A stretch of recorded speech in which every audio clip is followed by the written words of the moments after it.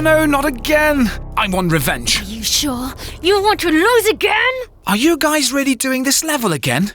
Oh, this game is so stupid. It's only because you just can't win, loser! No, really. I really don't get what you like about this game. Why is it fun to kill as many enemies as possible? I mean, there's no real goal in this game. It's just shooting and killing. Oh, come on. It's just a fun game to play together. Oh, yeah, sure. Killing people is funny. What if someone starts thinking it's normal to kill people, like in this video game? What? Don't start talking about video games being bad or video games causing violence. You sound like my dad. Well, maybe he's right. Well, maybe you are just upset about these video games because you are a Christian. And because Jesus always feels so good about himself and solves everything without violence, huh? And what's wrong with that? I find it inspiring to see that Jesus always resisted violence and Christians were pacifists. Christianity and pacifism? Is this a joke? Oh, come on, there are plenty of examples of violence in the history of Christianity. What, did you forget about the Crusades? Well, yes, you're right, but... well, now I'm confused. But I really think that Jesus and the church nowadays want peace in all circumstances. No? Well, let's see. Let me look this up.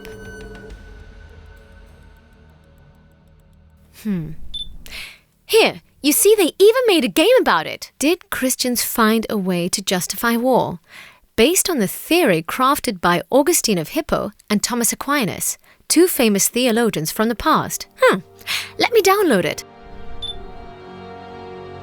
History has been forged by violence and war. Two theologians took on the challenge to create a theory that would change the way we view our history. A theory on how Christians could justify the last resort of using violence and war.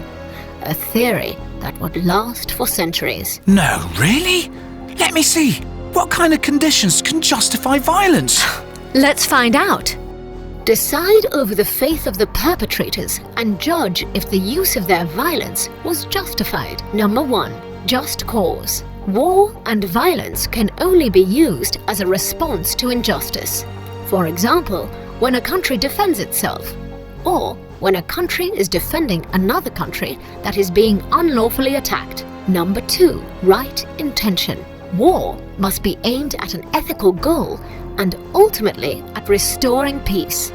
One cannot go to war to achieve another goal, for example, economic interests. Number 3. Last resort.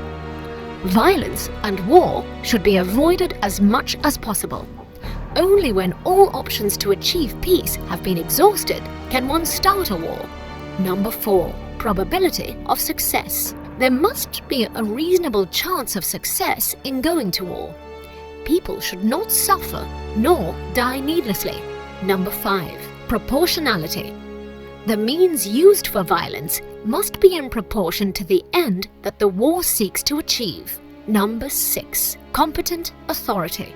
War must be declared by a lawful authority. Only leaders of a recognized political community and with the political requirements of that community can declare a war. I never heard of this just war theory and those 6 conditions to go to war. No, me neither. Why did they make up such a theory to go to war? I thought Christians always wanted to behave in a non-violent manner. Maybe we could find out more about it. Look, there's a VR experience.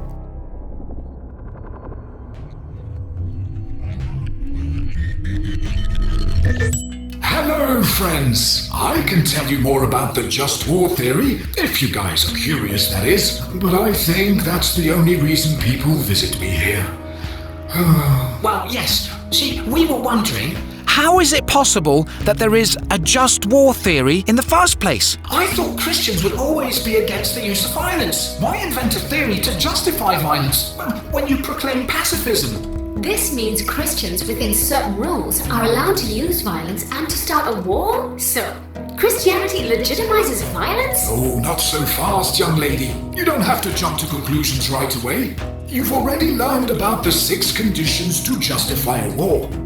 This theory, or we can call it a tradition, is an ethical framework originated by Catholic theologians like Augustine of Hippo and Thomas Aquinas, and has been adapted and reformulated over time according to context, time, and place. So, how can we understand this just war theory? The just war theory was not invented to allow or legitimize violence. It's the other way around. I don't get that at all.